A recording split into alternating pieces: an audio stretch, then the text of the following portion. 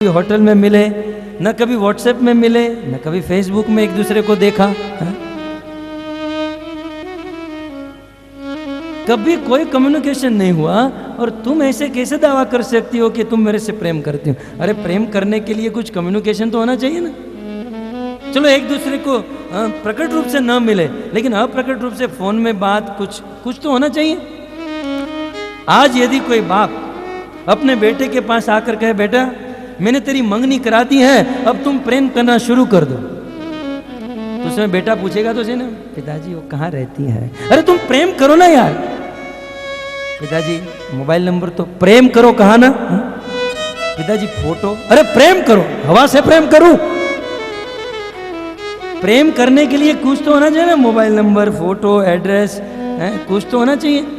भगवान ने कहा कि न हम कभी मिले, न कभी हमने बात की। रुक्मणी तुम ऐसा कैसा कह सकती हो कि तुम मेरे से प्रेम करती हो? और तुम जानती नहीं, तुम इतने बड़े कुल की लड़की हो और इतने बड़े कुल से, इतनी आदर्श कुल की नारी इस प्रकार से पर पुरुष को पत्र लिखे, ये ठीक नहीं है, ये मुझे ठीक नहीं लग रहा है। रुक्मणी ने बहुत सुंदर लिखा, कृष्ण सत्य कहूं तो मैंने आपको कभी देखा नहीं है, फिर भी मुझे आपके प्रति इतना प्रेम है। इसका एक ही कारण है कि आपको मैंने कभी देखा नहीं, लेकिन आपके बारे में मैंने बहुत सुना है, बार बार आपकी कथा सुनी है, और आपकी कथा सुनकर आज मुझे आपसे प्रेम हो चुका है। श्रुत्वा गुणान भुवन सुंदर शुण्वतामते, उस लेटर का प्रथम श्लोक यह था कि हे भुवन सुंदर कृष्ण, श्रुत्वा गुणान, आपके गुणों को सुना है। और कृष्ण आप यह कह रहे हो ना कि एक कुलवती नारी के लिए पर पुरुष को इस प्रकार से पत्र लिखना है गलत चीज है। कृष्ण मानती हूं, कृष्ण आपको मुझ पर विश्वास नहीं, इस मन को रोकने के लिए मैंने बहुत प्रयास किया, मैंने मेरे मन को हजारों बार रोका, हाथ में कलम लेकर हजारों बार कलम छोड़ दी, लेकिन कृष्ण इस दुनिया में ऐसी कौन नारी है, एक बार भी आपके गुणों के ऊपर दृष्टि चली गई फिर आपको प्राप्त किए बिना रह सकती है। एक बार भी आपके ऊपर, आपके गुणों के ऊपर, आपके रूप के ऊपर, आपकी लीला के ऊपर एक बार भी किसी की दृष्टि चली गई ना, फिर वो आपको प्राप्त किए बिना रह नहीं सकता है। कृष्ण नहीं रह सकता है। इसलिए कृष्ण अब जीवन का एक ही लक्ष्य है, आपको प्राप्त करना। और मैं ये नहीं कहती हूं कि आप यदि मुझे लेने नहीं आओगे तो दोष आपको लगेगा, नहीं प्रभु, यदि आप मुझे यहां पर लेने नहीं आओगे मैं तपस्या करूंगी, मैं इस शरीर को तपा डालूंगी, मैं कष्ट सहूंगी, मैं साधना करूंगी, और साधना कर करके भले मेरे प्राण छूट जाए, दूसरे जन्म में तो मिलोगे, उस दूसरे जन्म में भी नहीं मिले तब भी मैं तपस्या करूंगी।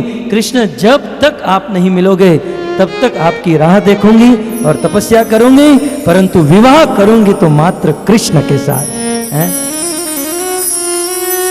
संसार की आदर्श नारी है। कितना सुंदर भाव, कितना सुंदर भाव। कई लोगों के मन में होगा ये तो रुक्मणी का पत्र था, दोनों को शादी करनी थी। नहीं भक्तों, ये हम सब का भाव होना चाहिए, क्योंकि इस संसार में सबके वास्तविक पति यदि कोई है तो वह है कृष्ण। सुखदेव जी ने मंगलाचरण में ही कह दिया, यज्ञपति धरापति, यज्ञ के कोई पति है कृष्ण, पृथ्वी के पति कृष्ण, ब्राह्मणों के पति कृष्ण। इस संसार में जितने भी जीव हैं सबके एकमात्र पति है कृष्ण, क्योंकि भक्तों पति का अर्थ होता है पालन करने वाला, और इस दुनिया में हमारा वास्तविक पालन करने वाला तो एकमात्र कृष्ण है। इसलिए तत्व से हम सब का पति एकमात्र कृष्ण है। कुछ लोग कहेंगे नहीं फलाना भाई हमारा पति है, वो है लेकिन टेम्परवरी है, होकर भी कुछ काम का नहीं है। और इस संसार के पति का क्या ठिकाना है। मारवाड़ की मीराबाई ने बहुत सुंदर कहा, ऐसे वर से विवाह करके मैं क्या करूं जो आज जिए और कल मर जाए। आज का पति क्या दे सकता है? स्त्रियों का पति क्या क्या दे सकता है, कितनी आशा लेकर ससुराल में जाती हैं और सारी आशा पर फानी। पुरुषों के भी जो पति हैं, जो स्वामी हैं, जो सेठ जो भी हैं, उनके ऊपर जो भी अथॉरिटी है, क्या दे सकती हैं। लेकिन एक बार कृष्ण को अपना पति बना लिया, क्या नहीं दे सकते हैं भक्तों, क्या नहीं दे सकते, क्या बाकी रह सकता है। इसलिए तो मीराबाई ने कह दिया कि ऐसे वर से विवाह करके मैं क्या करूं, जो आज जिए और कल मर जाए। मैं तो वरु मेरे गिरधर गोपाल से, जिससे मेरा सुहाग अमर हो जाए। आज के पति से विवाह करके जल्दी मर गया तो विवाह कर, विधवा बनना पड़ेगा। परंतु उस पति से यदि विवाह कर लिया तो जीते जी अमर हो जाओगे, जैसे मीराबाई ने कर लिया है। तो भक्तों, बहुत सुंदर रुक्मणी का ये पत्र था। भगवान श्री कृष्ण को पत्र लिखा और कहा, कृष्ण आप आइए। क्षत्रिय की कन्या थी ना, पूरा प्लान बता दिया। कृष्ण बिल्कुल कल सुबह, हमारे कुल की परंपरा है कि जब किसी बेटी का विवाह होता है तो पहले दुर्गा जी के मंदिर में जाती हैं, वहां प्रणाम करके फिर लग्न मंडप में जाती हैं। कृष्ण कल सुबह ठीक 9 बजे मैं उस माता जी के मंदिर में जाऊंगी, कुछ सखियां मेरे साथ होगी, और जब मैं मंदिर से वापस लौटूंगी तब आपके पास एक छोटा सा चांस होगा। कृष्ण ध्यान रहे, वहां पर जरासंध अपनी पूरी सेना को तैनात करके खड़ा होगा, शिशुपाल भी अपनी पूरी सेना को लेकर आया होगा, वहां बहुत बड़ी हाई सिक्योरिटी होगी, लेकिन मुझे आप पर विश्वास। इतना कह के देवी रुक्मिणी ने पत्र को विराम किया। भगवान ने देखा इनका दिव्य भाव है, तो उस समय भगवान कृष्ण ने ब्राह्मण को कहा कि चलो मैं तुम्हारे साथ चलूंगा, और सारथी को आदेश दिया, रथ निकालो। भगवान कृष्ण दिव्य रथ पर सवार हुए। मथुरा से द्वारिका ट्रेन में भी आप बैठकर आओ 24 घंटा लगता है, फ्लाइट में आओ 2.5-3 घंटे लगते हैं। भगवान श्री कृष्ण ने अपने रथ को तेज गति से चलाया है। हरे कृष्णा कृष्ण कृष्णा हरे हरे, हरे राम राम राम हरे हरे।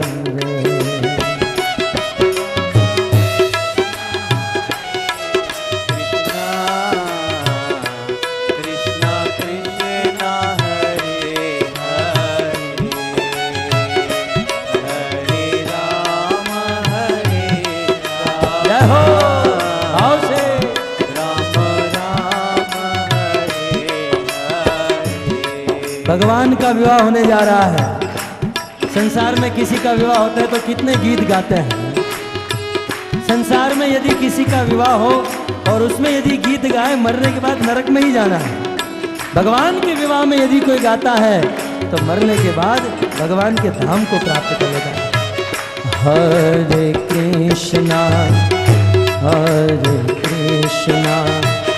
कृष्णा कृष्णा हरे हरे, हरे राम राम राम हरे हरे, हरे कृष्णा कृष्णा कृष्णा हरे हरे। जय हो।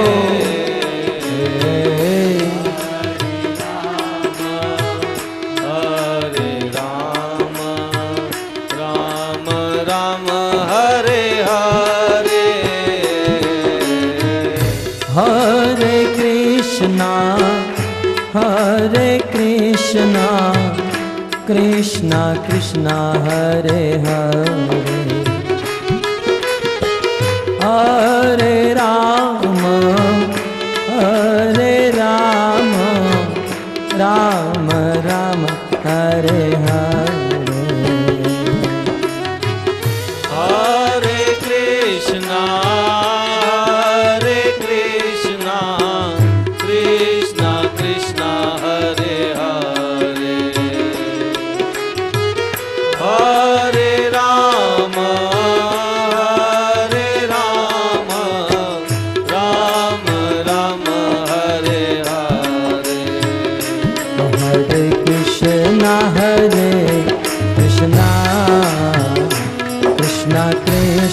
हरे हरे हरे राम राम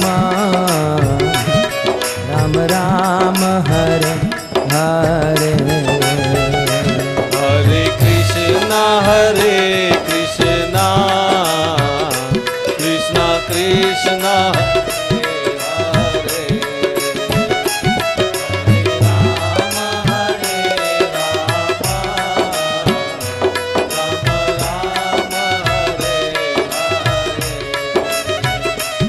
राजा भीष्मक अपनी बेटी रुक्मिणी का विवाह करने के लिए अनेकों प्रकार की तैयारी कर रहा है। विवाह में भाग लेने के लिए अनेकों पैदल अनेकों घोड़ों के ऊपर सवार होकर अपने रथ को घोड़े को और स्वयं सुसज्जित होकर सब लोग विदर्भ देश भीष्मक के वहां पहुंच रहे हैं। और यहाँ भगवान श्री कृष्ण द्वारिका में है और कृष्ण को द्वारिका से महाराष्ट्र में आना है, विदर्भ देश पहुंचना है। भगवान श्री कृष्ण ने अपने घोड़े को वायु वेग से दौड़ाया। भगवान के रथ में 4 घोड़े लगे हैं, शैव्य, सुग्रीव, महापुरुष, बलाहट नाम के 4 घोड़े। और भगवान ने सबको आदेश दे दिया, इज्जत का सवाल है। भगवान ने घोड़ों को कह दिया, गोपियों के साथ बहुत लीला हुई और बहुत गाने गाए, लेकिन आज इज्जत से शादी करने जा रहा हूँ, मेरी नाक न कट जाए, जोर से भागिए, हमें महाराष्ट्र में पहुंचना है। हरे कृष्णा कृष्णा कृष्णा हरे हरे हरे राम राम राम हरे हरे।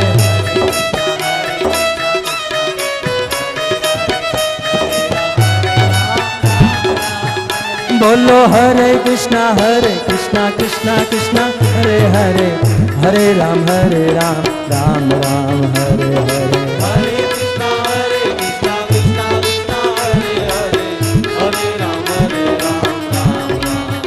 बोलो हरे कृष्णा कृष्णा कृष्णा हरे हरे हरे राम राम राम हरे हरे। हरे कृष्णा कृष्णा कृष्णा हरे हरे हरे राम राम राम। हरे कृष्णा कृष्णा कृष्णा हरे हरे हरे राम राम राम हरे हरे।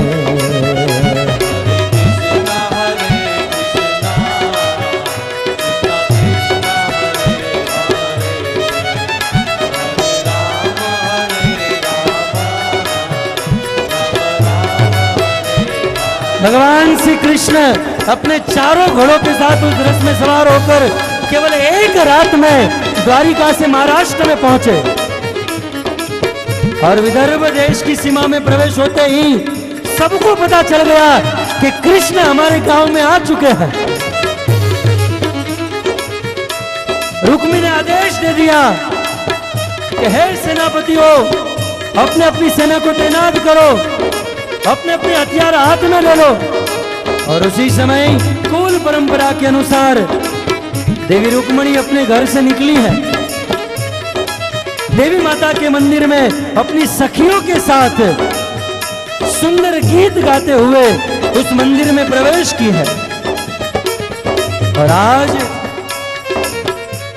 देवी रुक्मिणी देवी पार्वती को प्रार्थना कर रही है कि हे पार्वती, आज तक मैंने आपसे कुछ नहीं मांगा। या देवी सर्वभूतेषु लक्ष्मी रूपेण संस्थिता, नमस्तस्यै नमस्तस्यै नमस्तस्यै नमो नमः। रुक्मिणी कहती है, हे देवी, आज तक आपके मंदिर में आते रही, आपको प्रणाम करती रही, आज तक मैंने आपसे नहीं मांगा, लेकिन आज मेरे प्राण प्रिय मुझे लेने के लिए आने वाले हैं। आज लाखों लोग उनका सामना करने के लिए खड़े हैं। बस मेरे प्रिय कृष्ण आए और मुझे यहाँ से लेकर जाए, मुझे ऐसा आशीर्वाद दे दीजिए।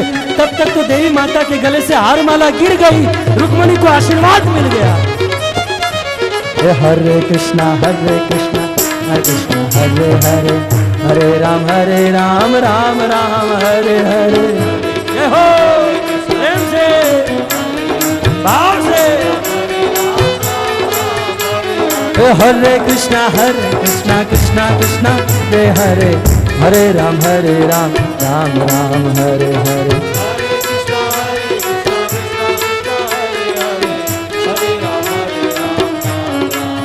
बोलो हरे कृष्णा कृष्णा कृष्णा हरे हरे, हरे राम राम राम हरे।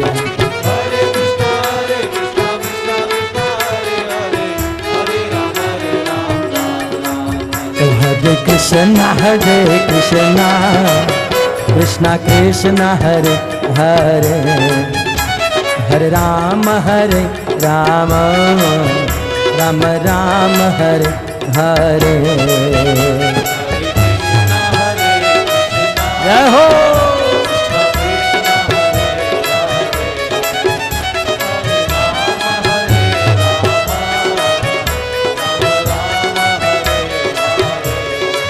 रुक्मणी देवी पार्वती को प्रणाम करके वापस लौट रही है, लेकिन आज रुक्मणी को एक एक कदम एक एक कल्प के समान लग रहा है। रुक्मणी के मन में संकल्प विकल्प होने लगे, कृष्ण आएंगे। एक पल के लिए रुक्मणी को मन में लगा कि यदि कृष्ण नहीं आएंगे तो मेरा क्या होगा। मन में संकल्प विकल्प हो रहे हैं और एक एक कदम रुक्मणी आगे बढ़ा रही है। जैसे ही देवी रुक्मणी उस मंदिर की सीढ़ी के पास पहुंची, उसी समय इस संसार के समस्त तेज से भरे हुए परम मंगलमयी परात्पर अखिलेश्वर अकारण करुणावरुणालयी भक्त वांछित कल्पतरु अनंत कोटि ब्रह्मांड के अधिपति पीतांबरधारी भगवान श्री कृष्ण उस हजारों लाखों सैनिकों के बीच में जैसे आकाश में बिजली कड़कती है, जैसे आकाश में पानी से भरे हुए बादल में जैसे बिजली प्रकट होती है, वैसे हजारों सैनिकों के बीच में भगवान श्री कृष्ण प्रकट हो गए। बिजली होते ही जैसे आंखें बंद हो जाती हैं, भगवान कृष्ण के प्रकट होते ही सभी सभासदों के सभी सैनिकों की आंखें बंद हो गई। और उसी समय भगवान श्री कृष्ण ने रथ पर खड़े हुए रुक्मणी को अपना हाथ दिया। रुक्मणी ने हाथ लंबा किया और रुक्मणी के हाथ को पकड़कर देवी रुक्मणी को रथ के ऊपर बिठाया और भगवान श्री कृष्ण जैसे हजारों सियारों के बीच में से सिंह अपना भोजन का भाग लेकर चला जाता है और सभी सियार हाउ हाउ करते रहते हैं। जैसे गरुड़ आकाश से आकर सांप को अपनी चपेट में लेकर उड़ जाता है, वैसे ही भगवान श्री कृष्ण उस सिंह के समान रुक्मणी को वहां से लेकर रुक्मणी का हरण करके चले गए। श्री कृष्णचंद्र भगवान की, कृष्णचंद्र भगवान की। रुक्मणी को रथ पर सवार करके द्वारिका लेकर आए और अपने माता पिता के सामने अग्नि को साक्षी रखकर भगवान ने विवाह किया। ये कृष्ण का प्रथम जेन्युइन विवाह था, लीगली विवाह था।